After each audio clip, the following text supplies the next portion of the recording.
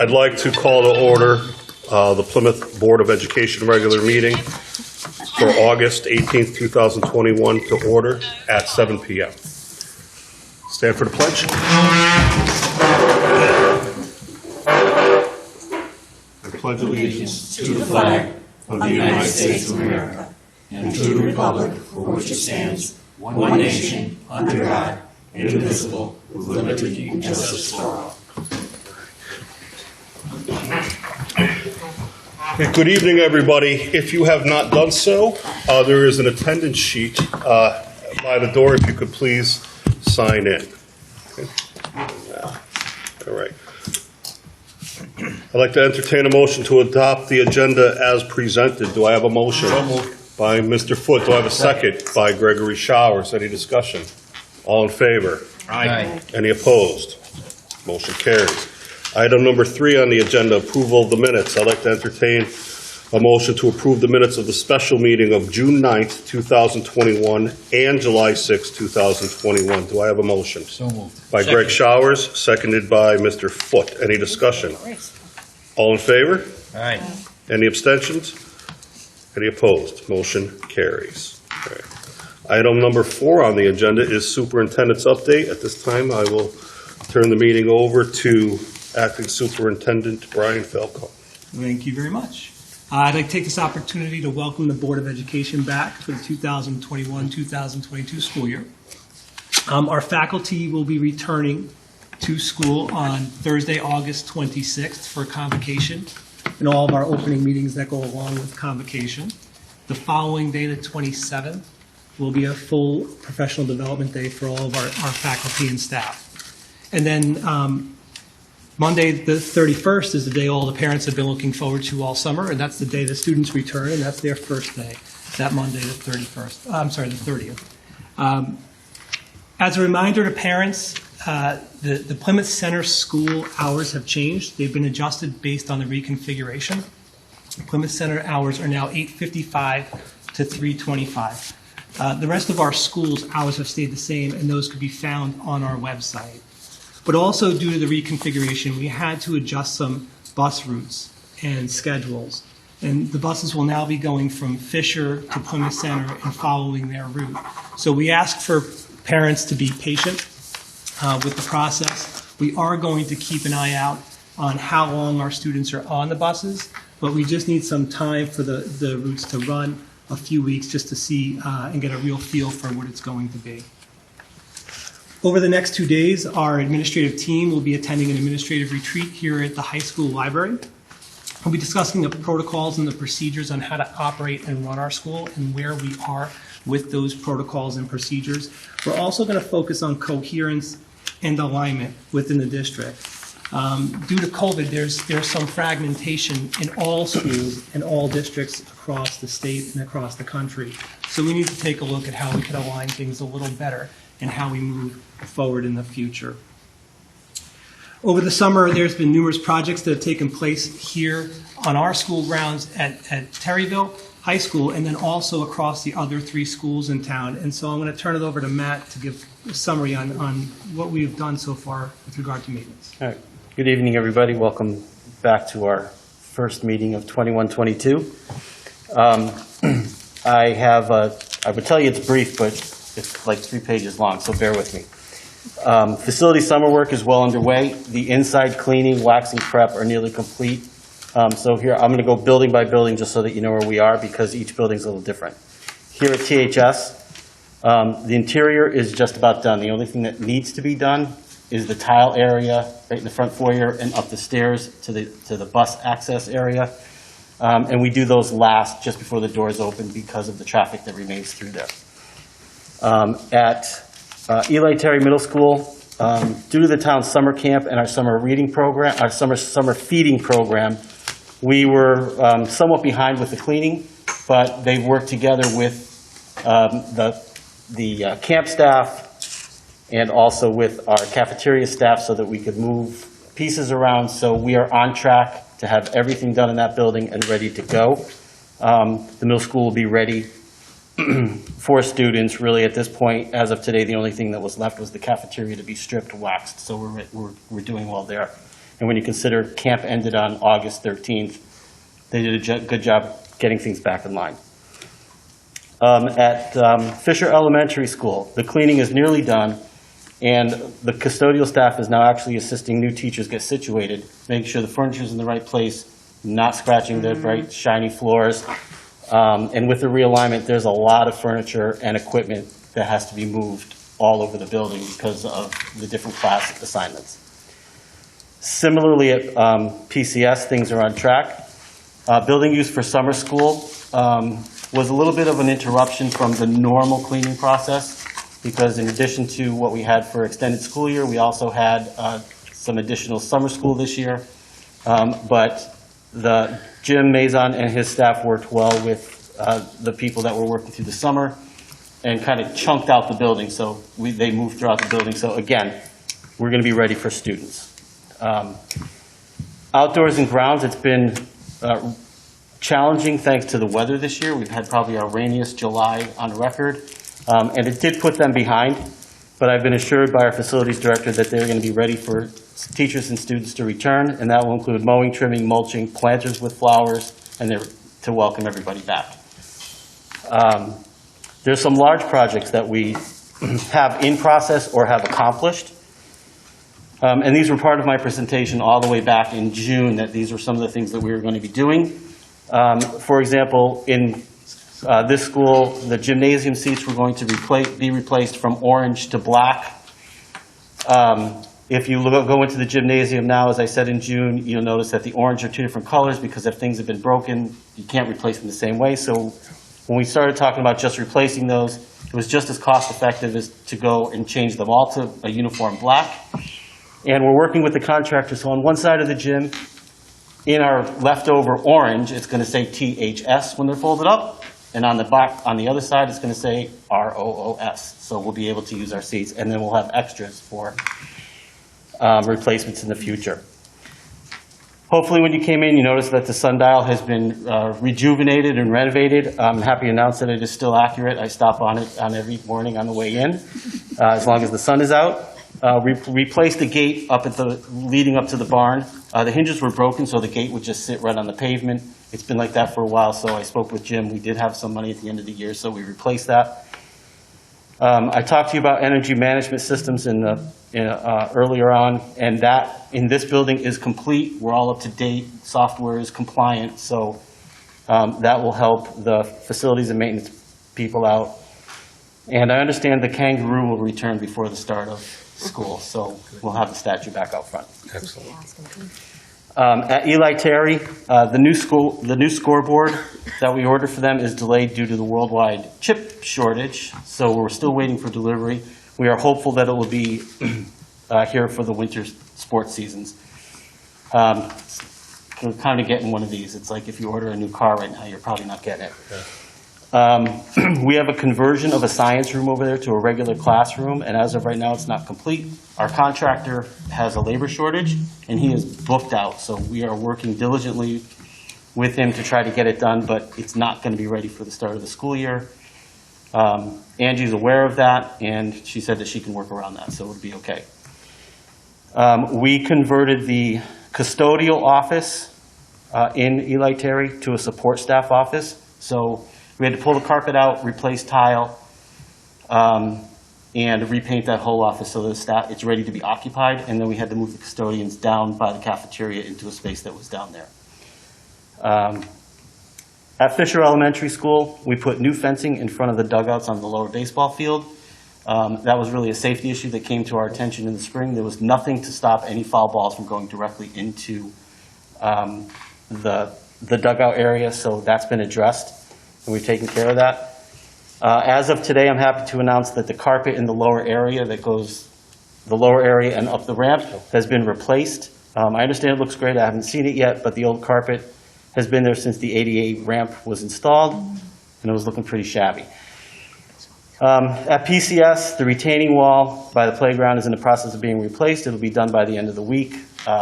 If you hadn't been there, the ties that were using the retaining wall there were deteriorating and falling apart. So the delay for that was actually we couldn't really get the materials. Like every time we were off to Home Depot, they're out of what we needed. So we finally were able to get them. We're working on that now. And the chimney repair has not yet started. The brick and mortar of the chimney for Plymouth Center School was starting to deteriorate due to water running down the side, similar to what was happening at Fisher. So we covered that one. We're doing the same thing at Plymouth Center, and that's on track to be done this fall. And the energy management system has been updated and is current at that school as well. Energy management system at Eli Terry and at Fisher are in process. So I don't want to report that they're complete because they're not. That's what I have for you for now. We'll get to more when I get to the next phase. Thank you, Matt. Any- As Matt said, we also ran a very successful summer school, and Kathleen's going to share how things went in summer school. So we had 4 different programs running over the summer, excluding the ESY program. We had one program running at the elementary school that had about 50 students in it, and it ran during the last 3 weeks of July for kids in grades 1 through 5. And they were working in a single classroom with their grade level peers with a teacher on ELA and math. At the middle school, we had about 25 students participating in the program, and they ran the gamut between 6th and 8th grade, and they were working with 3 different teachers. One teacher was working with them on reading, one was working with them on writing, and one was working with them on math. And then at the high school, we had 2 different programs. We had an enrichment program that was running for that went and dealt with career planning and financial and personal finance type topics. And that program had about 15 students in it. And then we had a credit recovery program running that had about 35 students in it. This year, we offered the credit recovery program free of charge to students. And we had about double the enrollment that we normally get in the credit recovery program. So going forward, we are going to be making plans to see if we can fund the credit recovery program so that students don't have to pay to participate, because more students take the credit recovery classes if they don't have to pay for them. And they successfully completed a lot of classes. Some kids did 1, but some kids did like 4.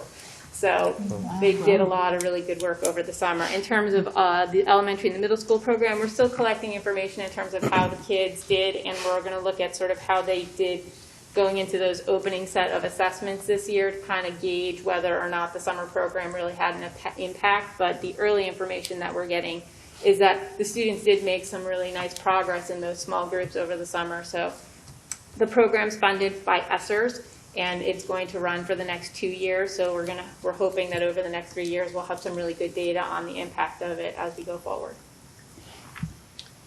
Thank you. The rest of my report really deals with COVID. And so I'm going to talk to you about where we are and some things we're doing. With regard to COVID, we're going back to school business as usual. That's the plan, and trying to get back to as normal as possible. Kids in-person learning, no more remote learning. In our elementary schools, the kids are going to go to their special classes. The special classes aren't going to travel to the kids anymore. They're going to eat lunch in the cafeteria, and the furniture is going to be brought back into the rooms that's right for learning. We're still going to be aware of who's sitting where, and we're going to keep the kids as far apart as we can during the day for social distancing reasons and purposes, but we're trying to get back to a normalcy in our schools. In the middle school, we're not going to be cohorting students anymore. We're going to keep track of where they're sitting and who they're sitting around, but we're not going to cohort students. And in the high school, we're not following a hybrid schedule. We're going back to the regular high school schedule. Our number one goal is to provide a safe learning environment for kids. And that is not going to change. And our building principals all have a draft of the COVID safety protocols specific to each of their schools. We have not intentionally shared that out yet. We're still waiting for information from the state. It's not here yet. It might not come until later on with a couple more things that we might need to do. But we're trying not to send that information out too soon to confuse people. So the information will either come late this week or early next week, because we have to get it out to parents to show that we do have a plan, because we do have a plan. So I wanted to let everyone know why we've held back on that.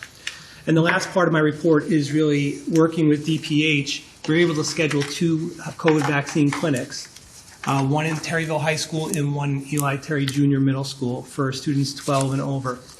They'll take place in our schools during school hours from 12 to 4 o'clock.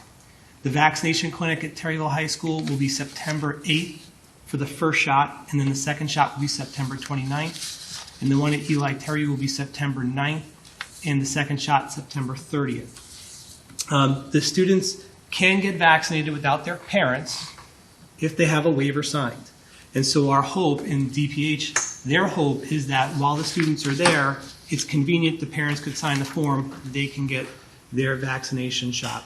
For parents that are uncomfortable with not being there with their child where they're getting the shot, it runs to 4 o'clock. They could come after school hours and get that vaccination shot for their child at that point in time. And that's all I have for this evening. All right, great, thank you. A lot of work ahead of us.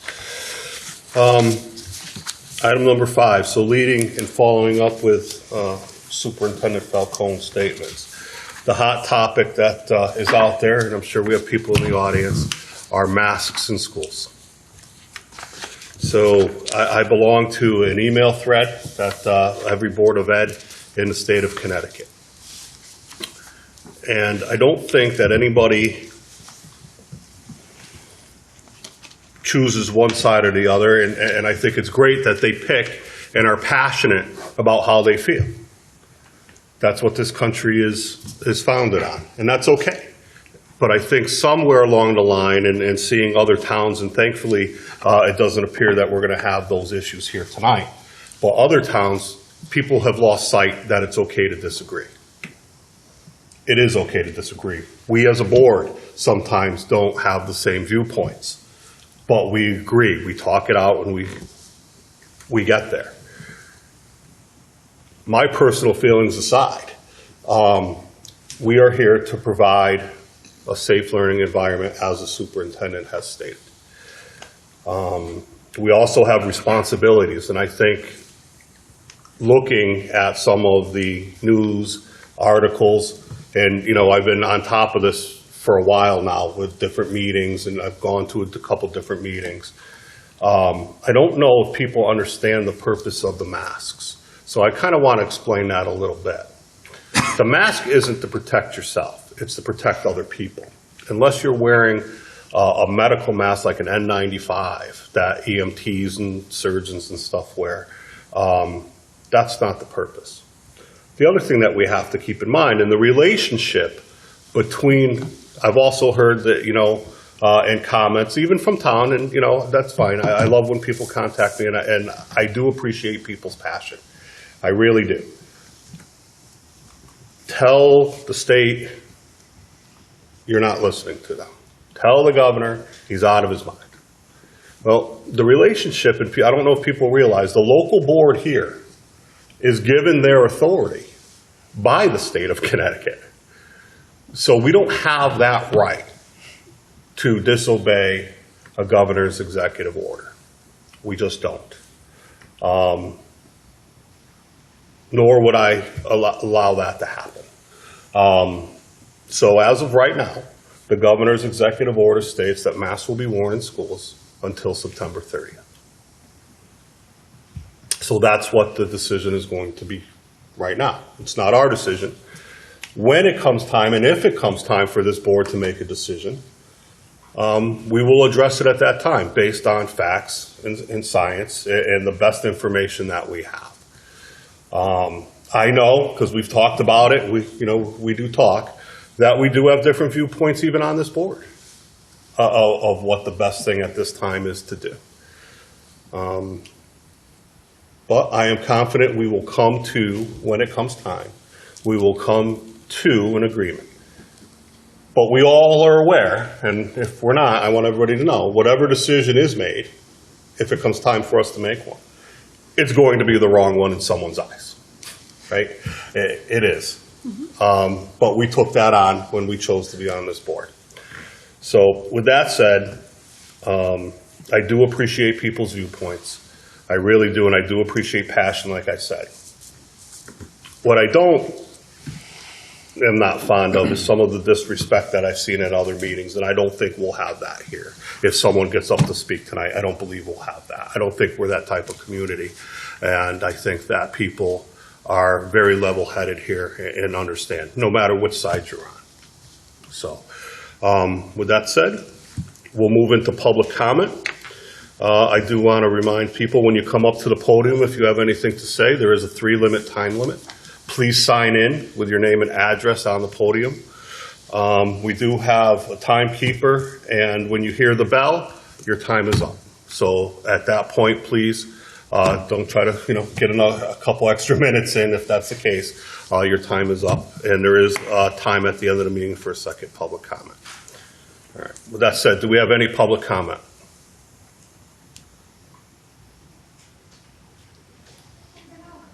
Okay. Someone's got to start. All right. Yeah. Just please state your name and address for the record, please, out loud.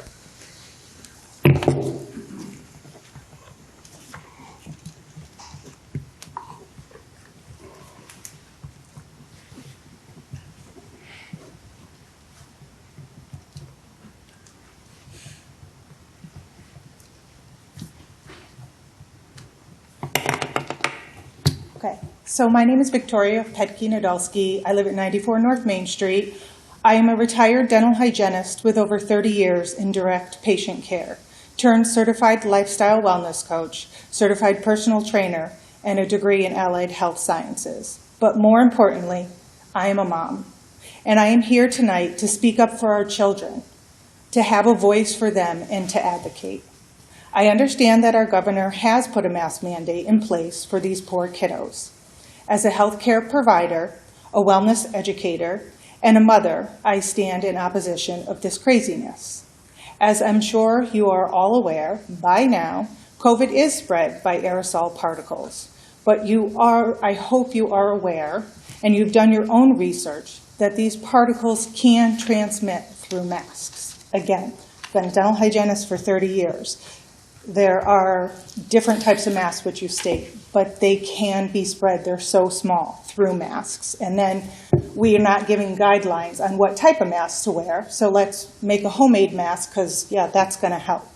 There are so many studies to prove this, including 3 from the NIH, the National Institute of Health, and the CDC is ignoring these facts. I'm more than happy to share these studies with you so that you can see the cases that are stated.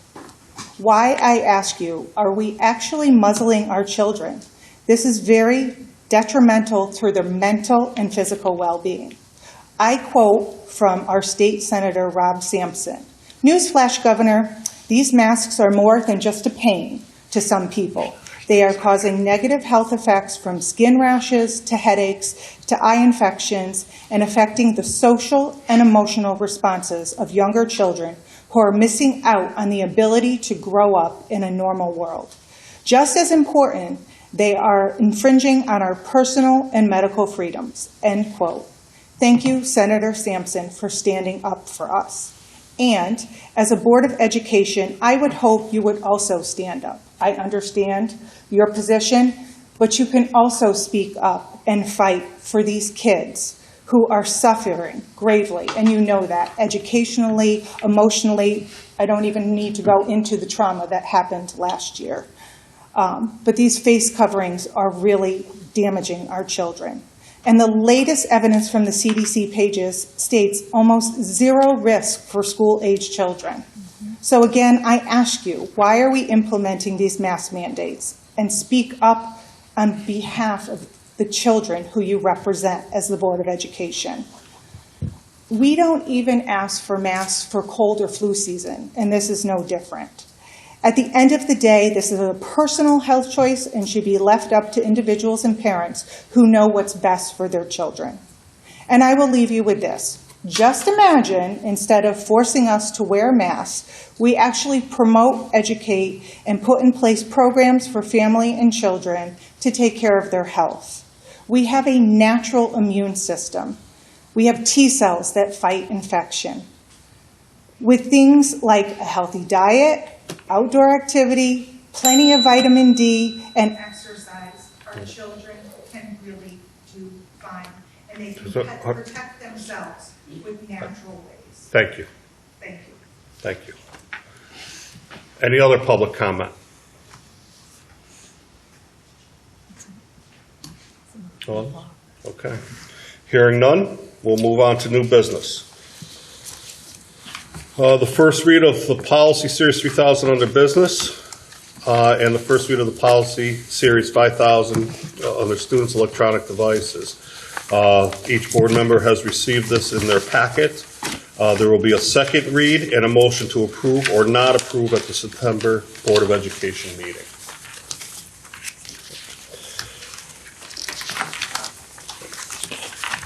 All right. Committee reports, finance and operations. At this time, I'll turn it over to Mr. Tenza again. All right. In your packet, you'll see that I provided you reports for both June and July. If there's any questions regarding the information that I provided you at this point, I'm happy to answer them. If not, I have just a couple of things to touch on that have kind of come up in the last week or so. But let me first start with the reports. Any questions regarding the reports? Okay. Hearing none. I wanted to let you know that for cafeteria services this year, once again, it'll be free meals for all students as it was last year. And we are hoping to enhance some of that by opening up with a la carte sales to go along with it. So the intention is to, in addition to free full meals, they'll be able to buy some of the additional things that were available prior to COVID that we backed off on. I wanted to let you know that in the report it says the remaining encumbrance for the year was somewhere around $527,000. Right now it's really rides somewhere around $340,000, and there's a couple of big ticket items that make that up. So we're really moving down of everything we encumbered very quickly. Of course, that's net of the 2% that you're going to vote on later on. And then last is we were notified. Actually, I haven't been officially notified, but I do know that Select Physical Therapy is not going to be providing us with an athletic trainer for this coming year. They have personnel issues, and they simply can't provide us with a person. Practice is starting on August 26th, so that was an immediate concern to me. So I did reach out to Advanced Physical Therapy here in town to see if they could help us through the fall season. I have essentially a deal in place, in theory, providing they can find a trainer for us. So we've already worked out the basic criteria and the finances, which is no additional cost than what we anticipated and budgeted for. But the reason I mention this is when I come to you in September, I will have an RFP that I will want to have approval on so that I can cover the rest of our athletic seasons, and then what I would look to do is extend it through the next numerous years so that we lock somebody in. But I wanted you to be aware of it because athletics starts next week, and I wouldn't want you to be blindsided by there's no athletic trainer around. I am working diligently. We do have options. If Advanced can't come through for us, there are some per diem locations that they're more costly, but we would be able to go through. So with that, I'm done. Okay. All right. As always, the accounts by facilities report will be forwarded to the Town of Plymouth Board of Finance. All right. Year-end surplus and sinking fund contribution.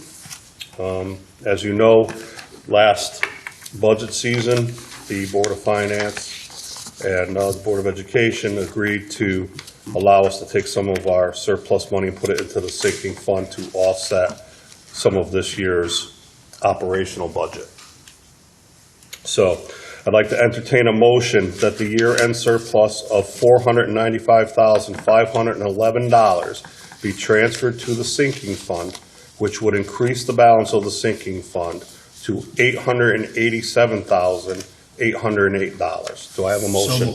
By Greg Schauer, seconded by Melissa Johnson. Any discussion on the motion? So this is even after, like, we had to use some of that money for other things. This is literally the balance right now, is that it's going to be 887. It will be 887. The 495, 511. When we were done with our budget process, and I knew that that's where we were going to head, I worked diligently to get that money set aside first before we did any other projects. So what I did, so that you know when you look at the finances, I moved that money into the contingency account line. So when you look at the report, that's where that resides. And then we encumbered that so that it showed up as an encumbrance. And when we talk with Anne Marie at Town Hall, we'll have that released and it will go into the sinking fund. So I wanted to make sure it was set aside well in advance before we move forward. Thank you. Any more discussion? Okay. Hearing none, we'll do a roll call vote. Mr. Showers? Yes. Mrs. Johnson? Yes. Mr. Foote? Yes. Ms. Roth? Yes. Mrs. Florenciani? Yes. Mrs. Lucian? Yes. Mrs. Colessa? Yes. Motion carries. All right. I'd like to entertain a motion that the amount of $5,127 be returned to the town of Plymouth. Do I have a motion? So moved. By Mr. Shower, seconded by Mr. Foote. Any discussion on this motion? Mr. Tenza. Mr. Chairman, would you please amend the dollar amount to $5,127.02? No, It sounds silly, but yeah, okay. Any discussion on the motion as amended? Just rescind real quick. Just rescind it and. All right, I'll rescind the previous motion, we'll start over. I'd like to entertain a motion that the amount of $5,127.02 be returned to the town of Plymouth. Do I have a motion? So moved. By Mr. Showers, do I have a second? Mr. Foote, any discussion on that motion? So we're giving them our 2 cents. That's right. I'm not sure. Very witty, very witty tonight, yes. Dun-dun-dun. All right. Any discussion? All right, hearing none, we'll do another roll call vote. Mr. Showers? Yes. Mrs. Johnson? Yes. Mr. Foote? Yes. Ms. Roth? Yes. Ms. Florenciani? Yes. Mrs. Lucian? Yes. Mrs. Colessa? Yes. All right, motion carries. All right, budget transfers. I'd like to entertain a motion to grant the business manager the authority with the approval of the superintendent to make budget transfers regarding personnel in the 2021 to 2022 budget. This authority will remain in effect until October 13th of 2021. Do I have that motion? So moved. By Mrs. Johnson. Do I have a second? By Mr. Showers. Any discussion on that motion? All right, hearing none, another roll call vote. Mr. Showers. Yes. Mrs. Johnson. Yes. Mr. Foote. Yes. Ms. Roth. Yes. Mrs. Florenciani. Yes. Mrs. Lucian. Yes. Mrs. Colessa. Yes. Motion carries. thank you. All right. Personnel report. I will once again turn the meeting over to Mr. Falcone, acting superintendent. So in your board packet, you have an updated personnel report. It's actually been updated probably 3 times since the packet has gotten to you. It's a very busy time of year for us. But this report covers all of our new summer hires, resignations and retirements since our last board meeting, and also all of the certified and non-certified positions that have gone unfilled. One additional item I'd like to share with the board is that on Monday, I received a retirement notice from Jan Basoli. Jan has been in district longer than I've been alive, 46 years. And what she has done over that 46-year span with all the different special ed directors that we've had, for all children behind the scenes, has been absolutely remarkable. And I want to thank her for her time in the district. She's done so much for us. So thank you, Jen. That's it? That's all I have. All right, thank you. All right, item number 9 on the agenda, public comment, second public comment. Any public comment? All right, hearing none. Item number 10 on the agenda, board comments. We'll start with Ms. Roth. I guess I just wish everyone luck with the beginning of the school year. I know it's going to be another one of, ups and downs and so forth, and I'm looking forward to a successful one. Ms. Florencia. I'm excited to send the kids back.